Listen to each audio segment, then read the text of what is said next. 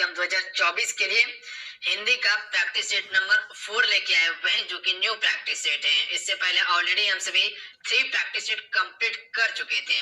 अगर आप सभी से कवर नहीं किए तो जरूर कर लीजिएगा। अब समय आपके पास नहीं है। इसमें जो है कि डेली आपको 25 क्वेश्चन दिया जाता है। जितना क्वेश्चन आपके पेपर में पूछा जाएगा, इसमें आपसे को क्या करना है, स्कोर बताना है कि कितने स्कोर कर पा रहे हैं। यहीं से आपको अपना ग्रोथ का पता चल जाएगा कि कितने पेपर में प्रश्न को सही कीजिएगा आप सभी। तो चलिए शुरू करते हैं। फ्रेंड, आज के सेशन को लाइक करके आप सभी शेयर अपने दोस्तों में जरूर कीजिएगा।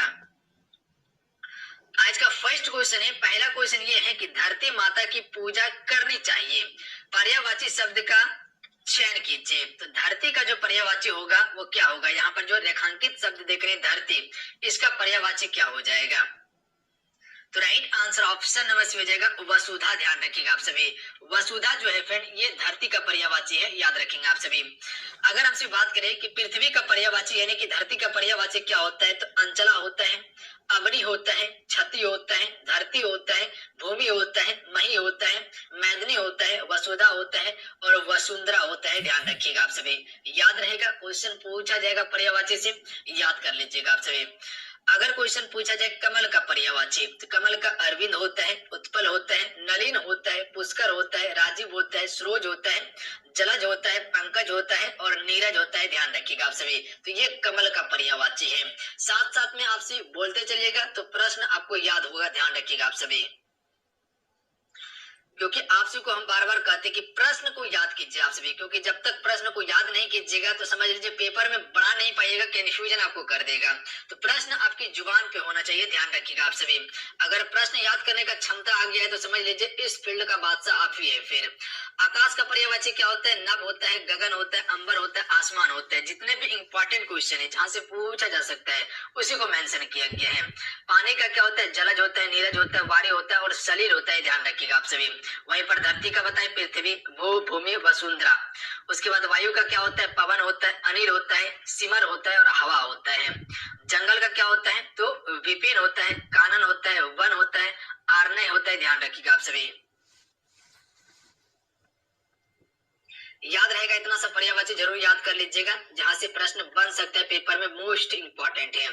अगला क्वेश्चन है क्वेश्चन नंबर 2 कि विकल्पों में दिए गए किस वाक्य में निम्न शब्द के सही पर्यायवाची का प्रयोग किया गया है? यानी कि मछली का पर्यायवाची का प्रयोग जो है किसमें किया गया है? 4 ऑप्शन दिया हुआ है आपके पास।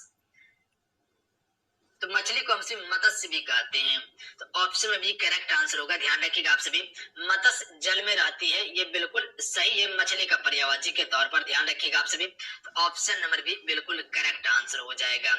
अगर क्वेश्चन पूछा जाए कि मछली का पर्यायवाची होता क्या क्या है, तो मीन होता है, मत्स्य होता है, झक होता है, झस होता है, जल जीवन होता है, सफरी होता है और मकर भी होता है। ध्यान रखिएगा आप सभी, याद रहेगा। अगर क्वेश्चन आपसे से पूछ लिया जाए, नोट कर लीजिएगा, पक्षी का क्या होता है? तो खग होता है, चिड़िया होता है, गगनचर होता है, पखेरु होता है, नभचर होता है। उसके बाद अगला नोट कीजिएगा, पुष्प का पर्यायवाची क्या होता है? फूल, सुमन, कुसुम और प्रसून होता है।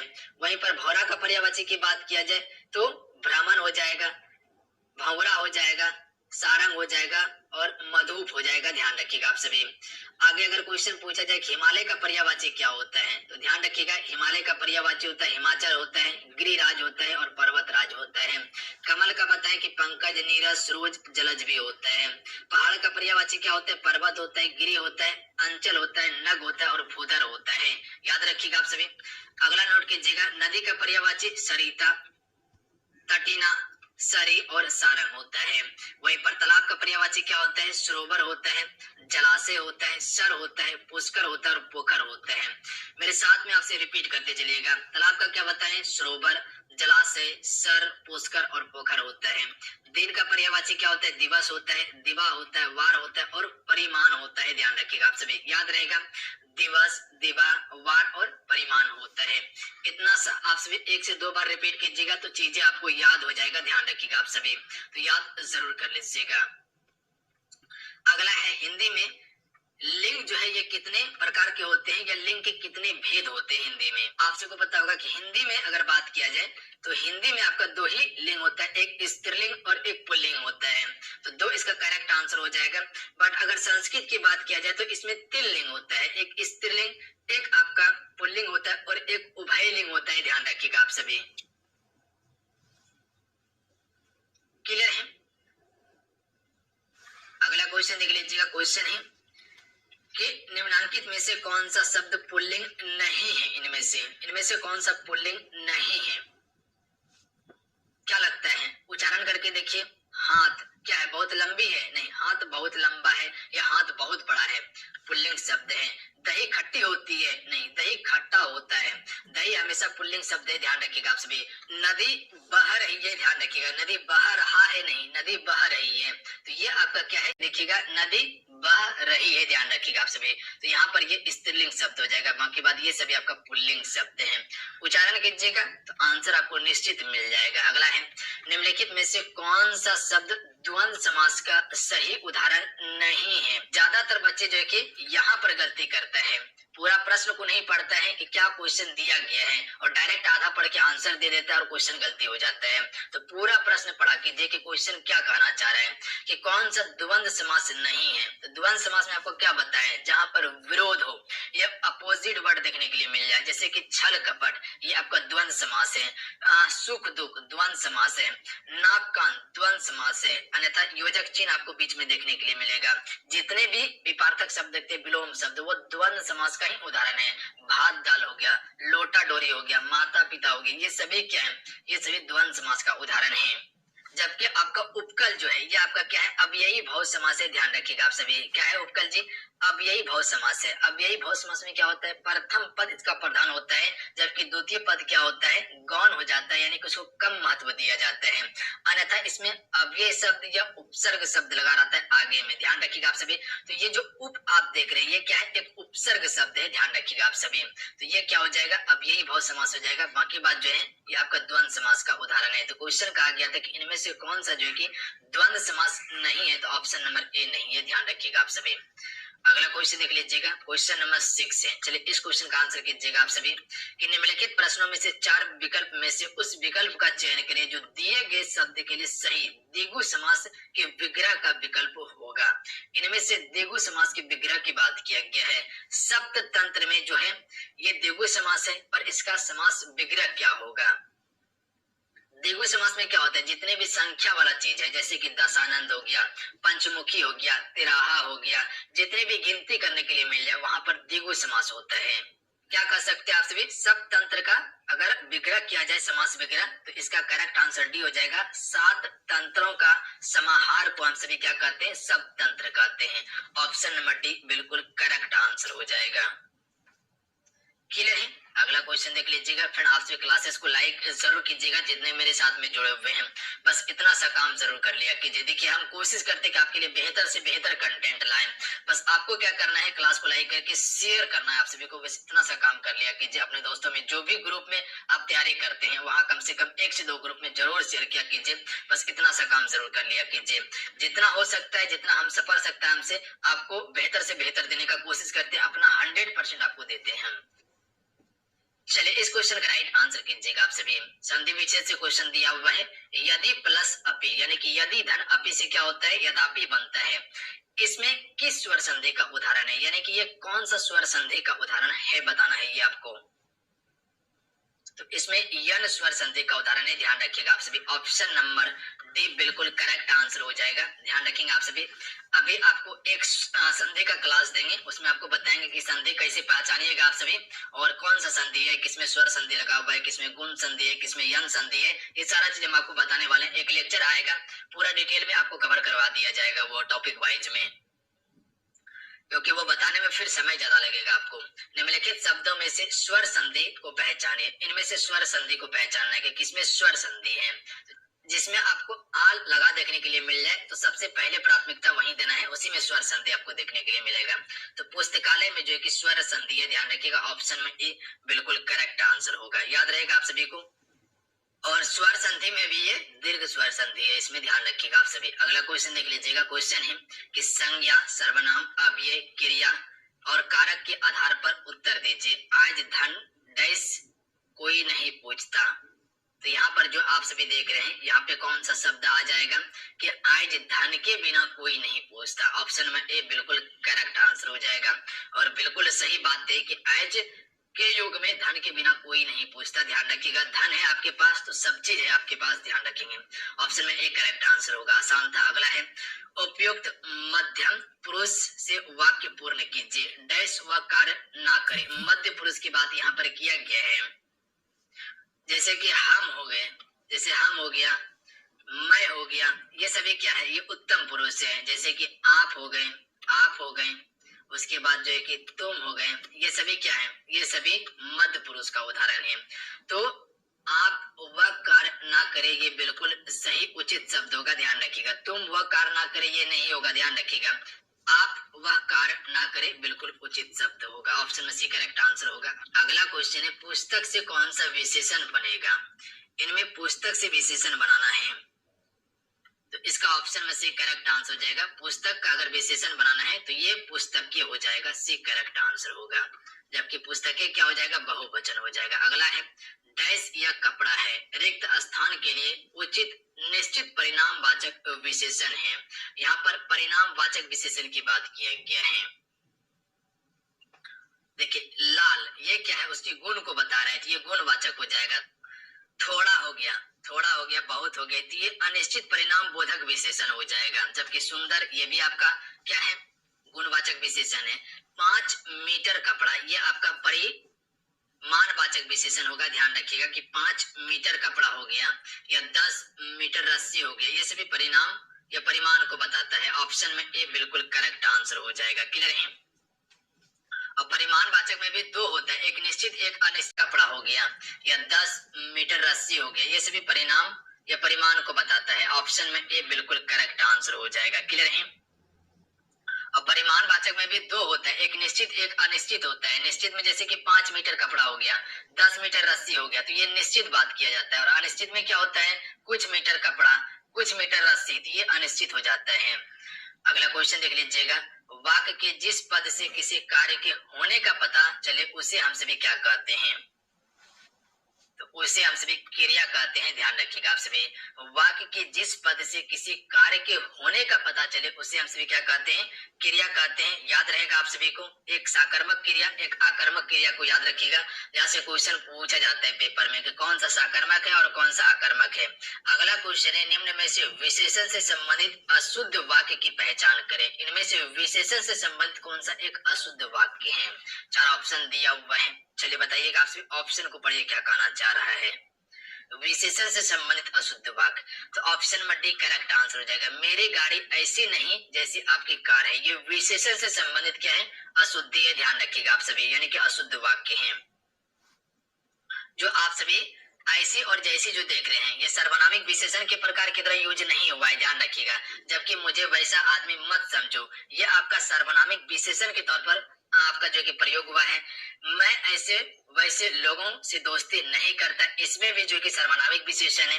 वह आदमी मेरे घर आया है, इसमें भी सर्वनामिक विशेषण है। ध्यान रखिएगा आप सभी, यानी कि ये सभी तो विशेषण की दृष्टि से बिल्कुल सही है, पर सही नहीं है ऑप्शन नंबर डी, यही अशुद्ध वाक्य है। अगला क्वेश्चन देख लीजिएगा। क्वेश्चन है कि क्रिया विशेषण शब्द होते हैं। क्रिया विशेषण शब्द क्या होते हैं, तो क्रिया की विशेषता जो बतलाते हैं उसी को हम सभी क्या कहते हैं, क्रिया विशेषण शब्द कहते हैं।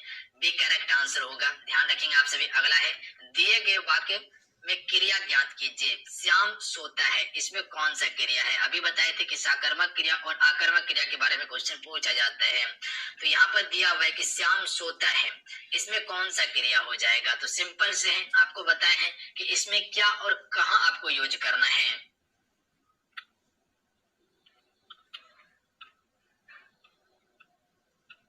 क्या और कहाँ आपको उच्चारण करना है। तो क्या बोले, श्याम सोता है, क्या सोता है, श्याम सोता है, क्या सोता है, पता है नहीं, जवाब मिला।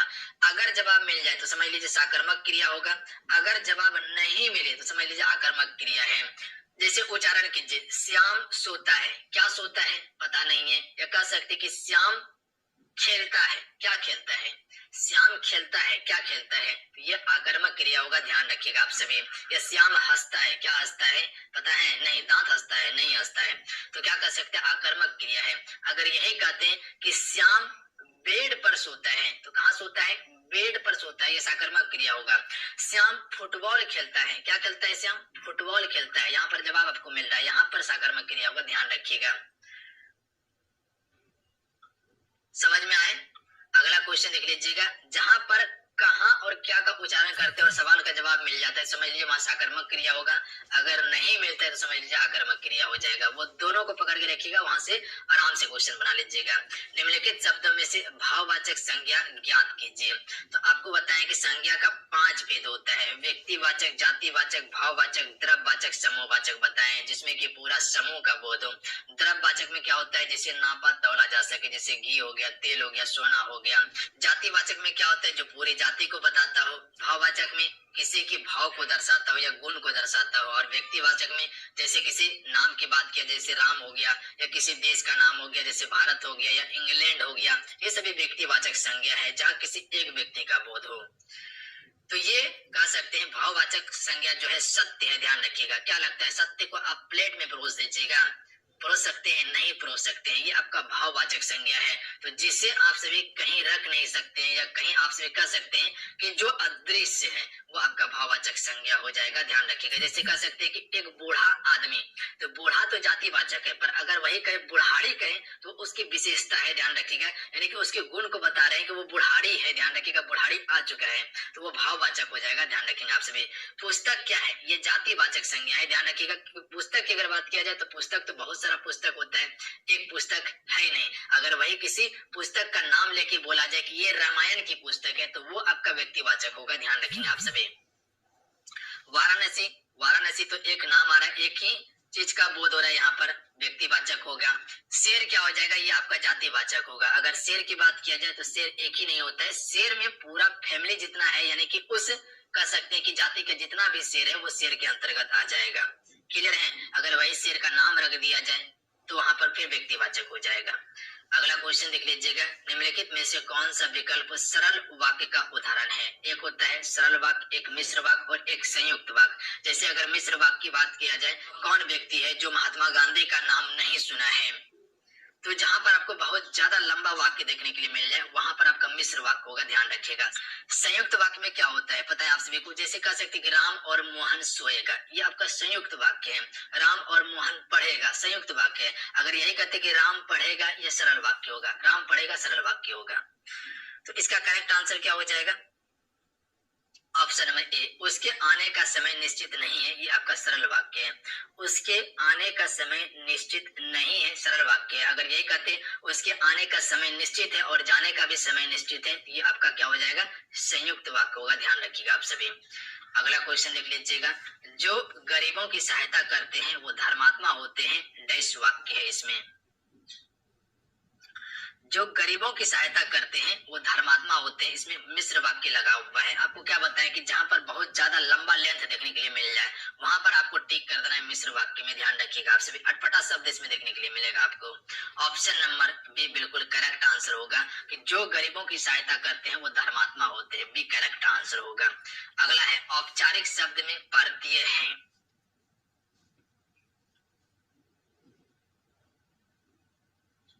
हम छोटा छोटा चीज आपको बता रहे हैं जिससे कि आप पहचान कर सकते हैं। औपचारिक शब्द में परतीय लगा हुआ है, तो परतीय क्या बताएं आपको? ये किसी भी शब्द के पीछे में लगकर उसका स्वरूप को बदल देता है। उपसर्ग किसी भी शब्द के आगे में लगता है और परतीय किसी भी शब्द के पीछे में लगता है। उच्चारण करके देखिए, औपचारिक इक लगा हुआ है, इक प्रत्यय लगा हुआ है, तो आप कह सकते हैं ऑप्शन में सी करेक्ट आंसर होगा। अगला क्वेश्चन देख लीजिएगा, कौन सा शब्द प्रति उपसर्ग से नहीं बना हुआ है? तो उपसर्ग की बात क्या है? तो आपको बताएं कि शब्द के आगे में उपसर्ग शब्द लगता है। इनमें से कौन सा शब्द जो है प्रति उपसर्ग से नहीं बना है? तो प्रतिवादी तो बना हुआ है, यहीं पर दिख रहा है। प्रत्येक, ये भी आपका प्रति उपसर्ग से बना हुआ है। प्रत्येक, ये भी आपका प्रति उपसर्ग से बना हुआ है। प्रकाश जो है ये इसमें प्रति नहीं लगा हुआ है, सिर्फ परा लगा हुआ है, ध्यान रखिएगा आप सभी। Option number D correct answer होगा। अगला है, निर्देश दिए गए प्रश्न में मुहावरा एवं लोकोक्ति का सही विकल्प छांटिए। आंख उठाकर ना देखना, इसका सही अर्थ क्या होगा मुहावरे में या लोकोक्ति में? आंख उठाकर ना देखना।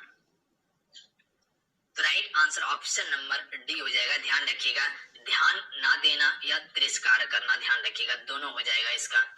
अगला क्वेश्चन देख लीजिएगा।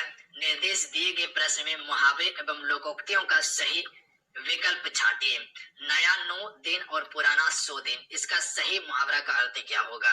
नया 9 दिन का होता है और पुराना 100 दिन का होता है।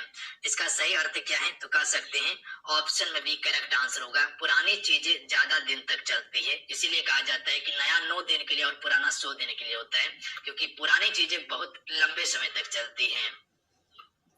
अगला है, दिए गए वाक्यांशों में से सर्वोचित वाक्यांश चुनकर नीचे दिए गए मुहावरे को पूरा करें। यानी कि मुहावरा दिया हुआ दूध का दूध, मुहावरा दिया हुआ दूध का दूध डैश है, तो कह सकते हैं दूध का दूध पानी का पानी, दूध का दूध पानी का पानी। Option number D correct answer हो जाएगा।